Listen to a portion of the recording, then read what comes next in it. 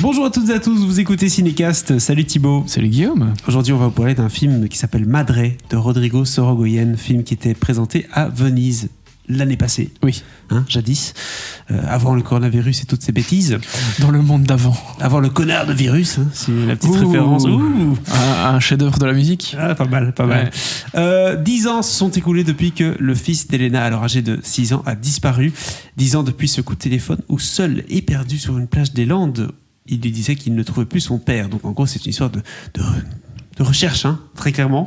La perte d'un enfant. De disparition en tout cas. De disparition, tout simplement. Je propose qu'on s'écoute un extrait de la bande-annonce. Claro que si. Ça fait combien de temps que je suis là 10 ans. Iván, amor, ¿qué tal? ¿Cómo estás? ¿Dónde estáis hoy? ¿Qué vais a hacer? En la playa. Et comment ça se fait? Enfin, si je peux me permettre. Comment ça se fait qu'une Espagnole se retrouve ici pendant 10 ans? ¿Y tu padre? Se ha ido. Ha dicho que ahora volvía. ¿Y en qué playa estáis? En Francia, creo. ¿Por qué no viene papá? Mamá. Sí, mi amor, sí, mi amor, sí. Que hay un señor. Alors, on a pu un peu compléter quand même le synopsis du film, mais on voulait pas trop en dire. Ce qui se passe... Mais tu peux, parce que sinon tu dis vraiment pas grand-chose. Donc, c'est ça. Vas-y, dis la suite. Dis la suite. Donc, très concrètement, Elena, qui est la mère du fils disparu, le temps est passé un petit peu. Oui. On n'est pas le lendemain de la disparition, le temps est un peu passé, donc c'est pas qu'on tourne la page, mais bon, on est un peu obligé de faire avec. Elle a refait sa vie. Elle a refait sa vie, tout simplement.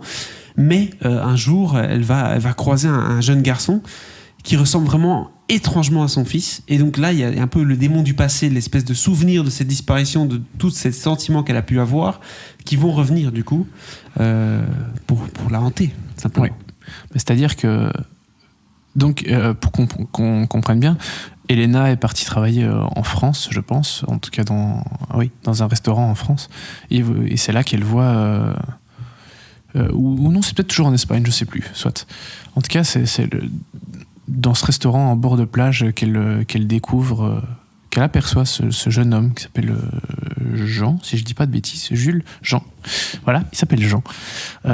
Et il ressemble vraiment très très fort à son fils, en tout cas à ce qu'il pourrait ressembler s'il était là aujourd'hui. Du coup, est-ce que c'est lui ? Est-ce que son fils a vraiment disparu ? Est-ce que ce jeune garçon qu'elle voit là est son fils ?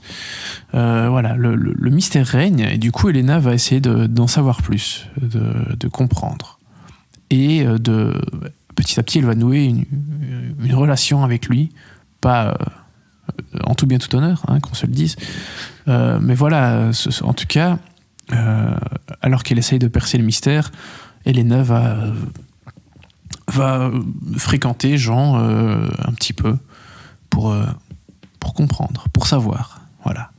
J'en dis pas plus sur l'histoire même, parce que c'est un film qui doit se découvrir petit à petit.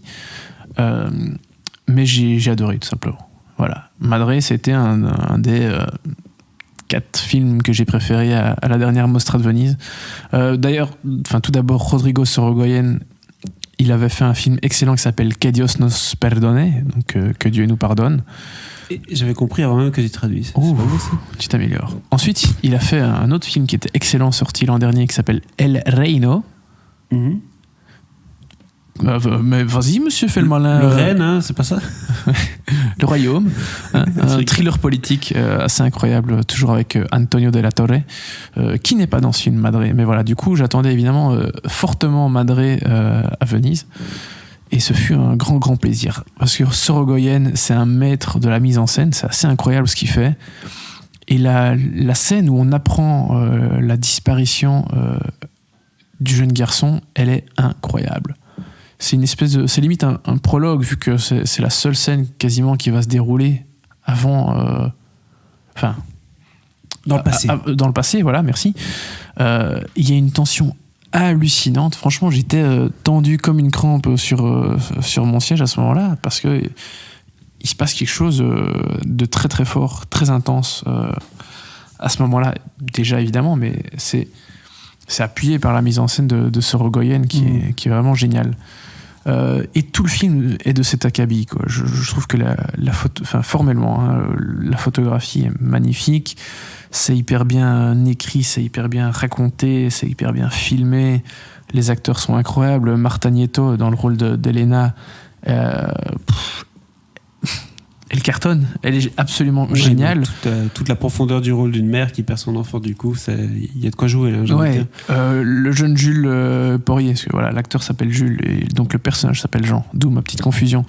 Il est génial aussi parce que voilà, il doit vraiment créer une espèce de relation très bizarre, hein, parce que tu sais pas si cet enfant est son fils. C'est pas mère et fils, ouais.